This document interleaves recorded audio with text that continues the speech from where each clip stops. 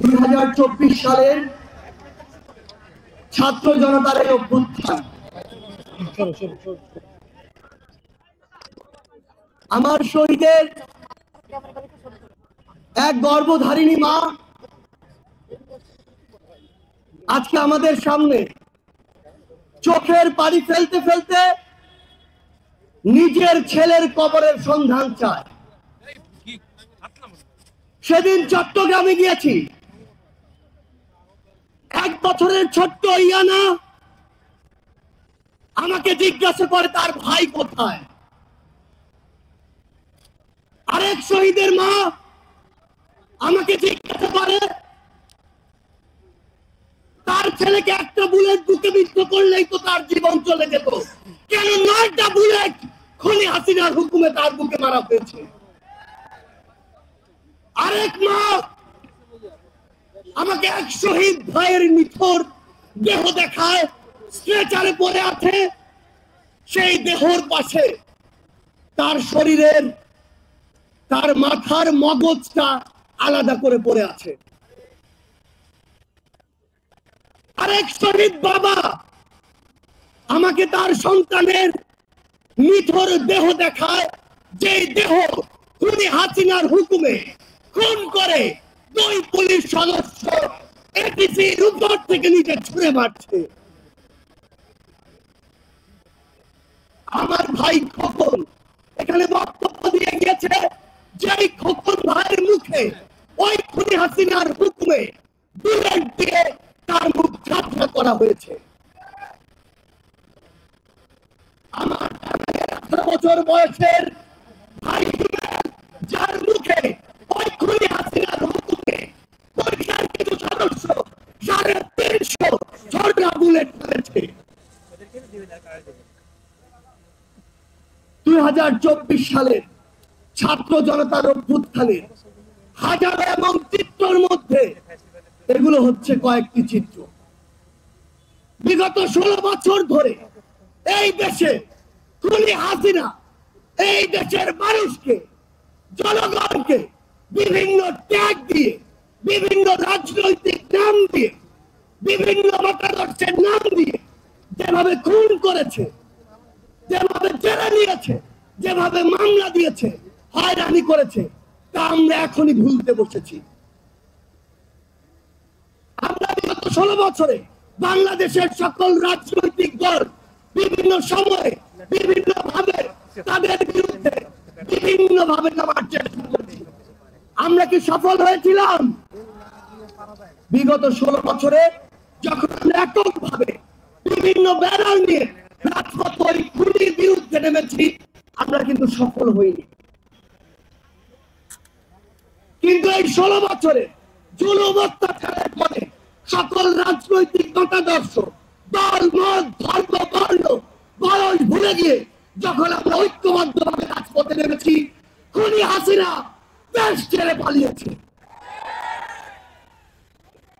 কিন্তু খুনি হাসিনা দেশ ছেড়ে পালানোর পর এই নতুন বাংলাদেশে আজ কি ঘটছে সেগুলো আমাদের দেখা খুবই গুরুত্বপূর্ণ।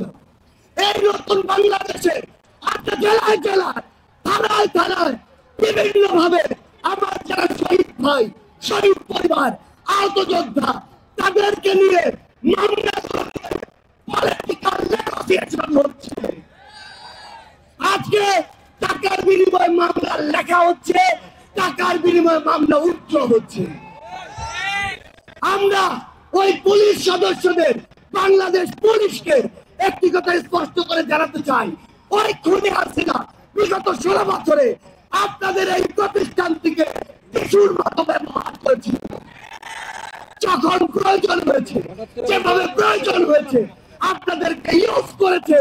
আর দিন শেষে যা আত্মসম্মান গিয়েছে, যা মর্যাদা গিয়েছে, আপনাদের গিয়েছে, আপনাদের পোশাকের গিয়েছে।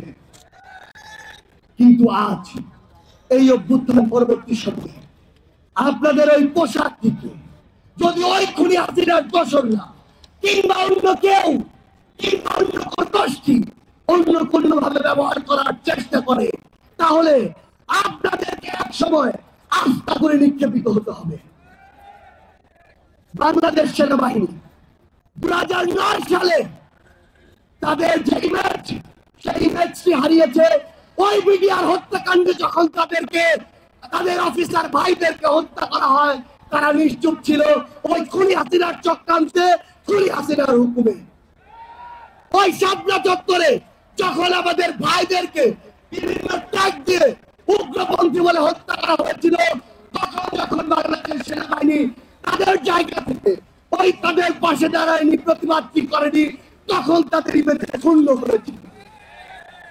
2024 সালে ওই কারফিউ দিয়ে খুনি হাসিনা যখন মসনদে টিকে থাকতে চেয়েছিল, তখন সেনাবাহিনী রাজপথে নেমে তাদের ইমেজের ক্ষুণ্ণ করেছিল।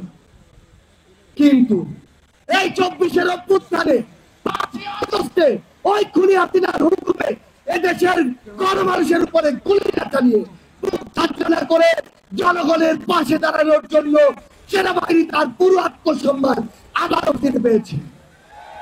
কিন্তু আজ আমরা বাংলাদেশ সেনাবাহিনীকে শ্রদ্ধার জায়গায় রেখে একটি কথা স্পষ্ট করতে চাই, ওই খুনি হাসিনা কিংবা তার দোসর কিংবা ভারতের কোন দালাল কিংবা কোন এজেন্ট যদি আপনাদেরকে ব্যবহার করে বাংলাদেশের মানুষের কাছে আসার, বাংলাদেশের মানুষকে আপনাদের মুখোমুখি করার বিন্দুমাত্র চেষ্টা করে, আমরা আপনাদেরকে আমাদের জায়গা থেকে বলে দিতে চাই, আহ্বান করতে চাই, এই চেষ্টা যেন সকলে আমরা একসাথে প্রতিরোধ করি। আপনারা যেন আপনাদের জায়গা থেকে এমন কোন চেষ্টা বাংলার মাটিতে সফল হতে না দেন। আমরা স্পষ্ট করে আমাদের জায়গা থেকে বলে দিতে চাই, বাংলাদেশ সেনাবাহিনী সহ বাংলাদেশের যে কোনো প্রতিষ্ঠান যারা জনগণের দাবির সাথে থাকবে, জনগণের সাথে থাকবে, দেশের সাথে থাকবে, তাদের সাথে শুধু জনগণ থাকবে, বাকিদের অবস্থা হবে ওই খুনি হাসিনার মতো। বলে দিতে চাই, ভারতের সাথে বাংলাদেশের সম্পর্ক তখনই হবে যখন ভারতের সাথে বাংলাদেশের সম্পর্ক সম্মানে, যখন ভারতের সাথে বাংলাদেশের সম্পর্ক সম্মান। কিন্তু ওই ভারত বিগত 16 বছরে দেশের সাথে দলের যে সম্পর্ক করেছিল, ভারতের সাথে আওয়ামী লীগের যে সম্পর্ক করেছিল, সেই সম্পর্ক যদি আগামীতে তারা স্বপ্ন দেখে, সেই সম্পর্ক এই বাংলাদেশ আজ পর্যন্ত সফল হবে না। আমরা কি করে স্পষ্ট করে বলে দিতে চাই, এই বাংলাদেশে হিন্দু মুসলিম বৌদ্ধ খ্রিস্টান আমাদের পারের ওই আদিবাসী ভাইরা আমরা একসাথে থাকবো, একসাথে লড়বো। কিন্তু কোন ধর্মের নাম করে, কোন জাতির নাম করে কেউ যদি আমাদের মধ্যে কোন উগ্রবাদী চিন্তাধারা, উগ্রবাদী চক্রান্ত করার চেষ্টা করে, সকল ধর্মের যোদ্ধারা আমরা একসাথে তাদেরকে প্রতিহত করব।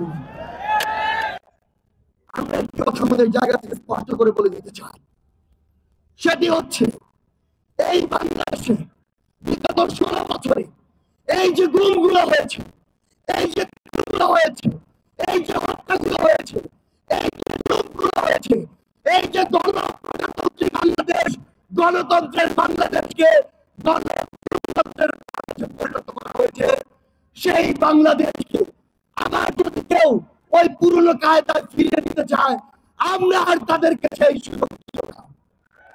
আমরা কি সেই সুযোগ দিব? আমরা কি সেই সুযোগ দিব? আমরা কি 24-এর অভ্যুত্থানের সেই স্পিরিটকে ধারণ করি?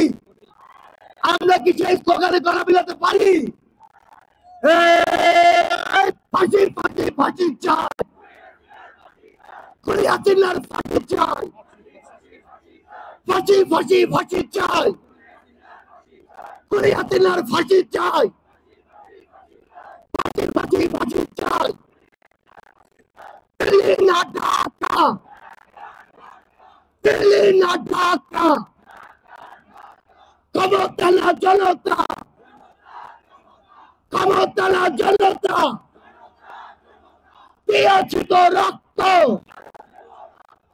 আরো দেব রক্ত, রক্তের বন্যায় ভেসে যাবে অন্যায়। আবু সাইদ মুক্ত, শেষ হয়নি যুদ্ধ, সন্ত্রাসী মুক্ত, যুদ্ধ আবু সাইদ মুক্ত, শেষ হয়নি যুদ্ধ। আমাদের যুদ্ধ শেষ হয়নি, আমাদের লড়াই শুরু হয়নি। আমরা আমাদের লড়াই মাত্র প্রথম ধাপ অতিক্রম করেছি।